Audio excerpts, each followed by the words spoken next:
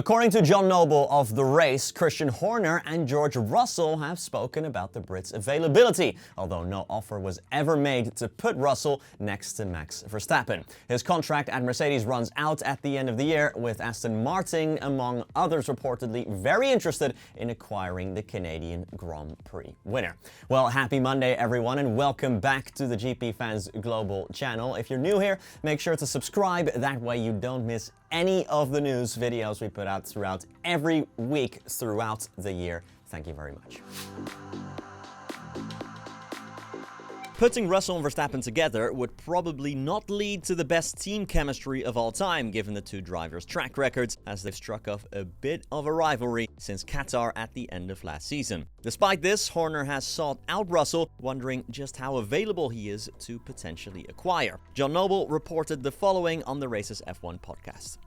Quote, from Red Bull's perspective, their preference is Max Verstappen. The likelihood is Max Verstappen is staying, and I think it's pretty untenable to put Max and George into the same team the way that rivalry is bubbling away. We understand there were some informal chats, not about contracts, just about what your availability is. Christian Horner bumped into George on a couple of occasions. They had talks about what the situation is, but it hasn't gone as far as, do you want a deal?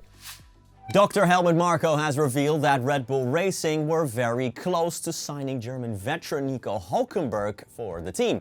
At the end of 2020, when Alex Albon was deemed not good enough, Hülkenberg was in extensive talks with Red Bull, although Sergio Perez was eventually, of course, chosen over the German. After his contract at Renault ran out in 2019, Hülkenberg spent 3 seasons on the sidelines as a reserve driver between 2020 and 22. As Red Bull looked for a driver next to Max Verstappen for 2021, Dr. Marko revealed Hülkenberg was a very serious contender until Sergio Perez stole the show late that year by winning the Sakhir Grand Prix for Racing Point. Quote, he's been very solid since his unexpected comeback. Maybe it's for the best that he didn't get the seat next to Max at the time. He was in talks with Red Bull, but when Perez won that race in Bahrain, right during that decisive stage of negotiations, and that proved to be the determining factor. How do you think Hülkenberg would have fared at Red Bull? Leave your thoughts down below in the comments. We're back in action in Europe this week with the Austrian Grand Prix next on the schedule. Having said that, let's have a look at the full schedule for all of the weekend's on-track action at the Red Bull Ring.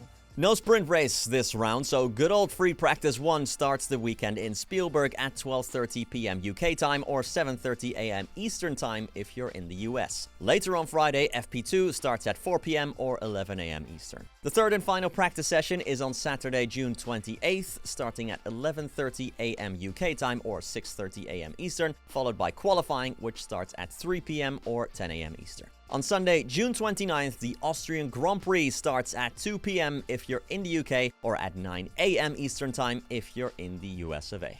That's it for this somewhat Red Bull-themed news video. Again, don't forget to follow us on all the usual platforms, and I'll catch you in the very next one. Thank you so much for watching, and peace.